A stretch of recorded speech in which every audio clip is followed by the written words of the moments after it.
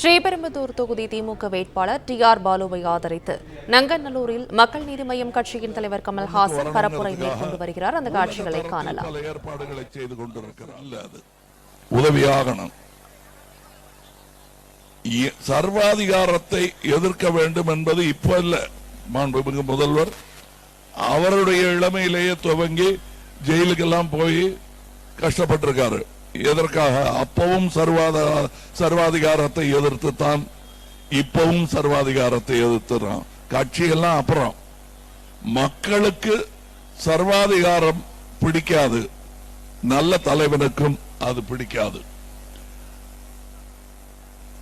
1000 அன்னச்சத்திரம் வச்சாலும் ஒருத்தனுக்கு படிப்பு கத்து கொடுத்துட்டா அதுக்கு ஈக்குவல் என்று சொல்வார்கள்.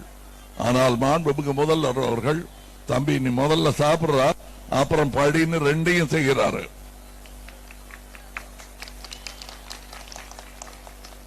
அது ரொம்ப முக்கியம். அவருடைய மகன் உலக தரத்தில் நம்முடைய தமிழர்கள் ஸ்போர்ட்ஸ்ல முன்னுக்கு வரணுங்கிறதுக்காக உலக தரத்தில் பல ஏற்பாடுகளை செய்து கொண்டிருக்கிறார். பணக்கார வீட்டு பிள்ளைங்க, வசதியா இருக்கிறவங்க, டைம் இருக்கும் போது ஸ்போர்ட்ஸ் பழகக்கூடியவங்க மட்டும்தான் செய்ய முடியுங்கிறது இல்லாம, இந்த வீதியில் இருந்து நாளைய ஆசிய சாம்பியன் வரலாம், இந்த வீதியில இருந்து வரலாம். சாதி மதம் உங்க வசதி பத்தி இல்ல, உங்கள் திறமை தான் அதை முடிவு செய்யும். ஆண் பெண் என்ற பேதம் கூட கிடையாது. நல்ல திறமை இருந்தால் அகில உலகில் பதக்கம் வெல்லும் போட்டியாளர்களாக நீங்கள் மாற முடியும். அது மட்டும் இல்ல, இல்லைங்க எனக்கு ஸ்போர்ட்ஸ் பத்தி என்ன பேசுறீங்க, அன்றாட வாழ்க்கை தானே அப்படின்னா 1000 ரூபாய் இல்லத்தரசிகளுக்கு 1000 ரூபாய் என்னும் திட்டம். அது மக்கள் நீதி மையம் தான் முதலில் உரைத்தது என்று சொல்வதில் அர்த்தம் இல்ல. சொல்லலாம், செய்யணும்ல. அதை செய்ததற்காகவே நான் இங்கு இருக்கிறேன் என்றால் அது மிகையாகாது. மகளிர் இலவச பேருந்து பயணம், இப்படி பல திட்டங்கள். ஆனா திராவிட மாடல் என்ன அப்படின்னு கிண்டல் அடிக்கிறாங்க. திராவிட மாடல் நாடு பின்பற்ற வேண்டிய மாடல். அதுல ஒண்ணும் ஜாதி வேற்றுமை கிடையாது, எல்லாருக்குமானது இந்த திராவிட மாடல்.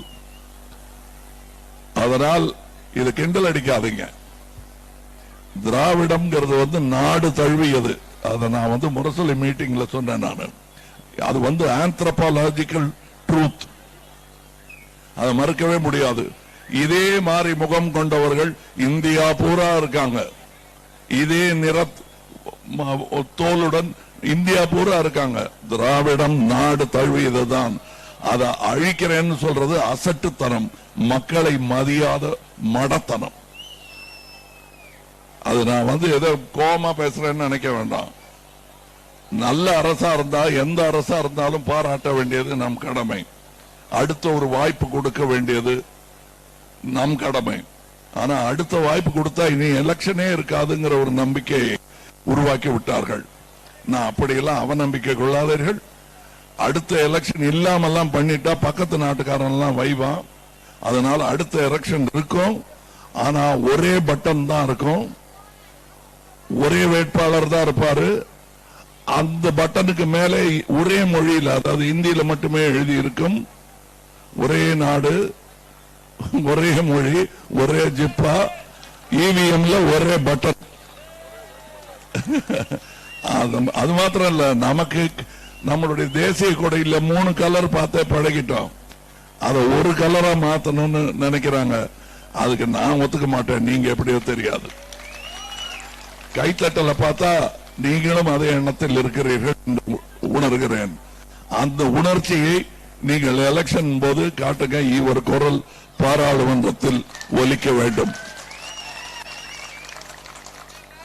இப்ப நான் ஒவ்வொரு வாட்டி பேசி முடிக்கும் போது அந்தந்த கட்சியின் சின்னங்களை நான் மறந்து விட்டேன் என்று நினைத்துக் கொண்டு இப்படி காட்டுவாங்க. நான் சொன்னேன், மறக்கலைங்க. என்னைக்கு பாரத் ஜோடோ யாத்திராக்கு நான் நடந்து போனேனோ அன்னிலிருந்தே நீங்க தெரிஞ்சுக்கலாம் என்னுடைய முடிவு என்ன, எதை நோக்கி பயணித்துக் கொண்டிருக்கிறேன் என்று. நீங்க சொல்லுங்க, எத்தனை வட இந்திய நடிகர்கள் அந்த பாரத் ஜோடோ யாத்திரால கலந்துக்கிட்டாங்க. அவ்வளவு திரும்ப வேணாம், எத்தனை நடிகர்கள் கலந்துக்கிட்டாங்க? நடிகன் என்பது என் தொழில், அரசியல் என் கடமை. ரெண்டையும் போட்டு யாரு குழப்பிக்க வேண்டாம்.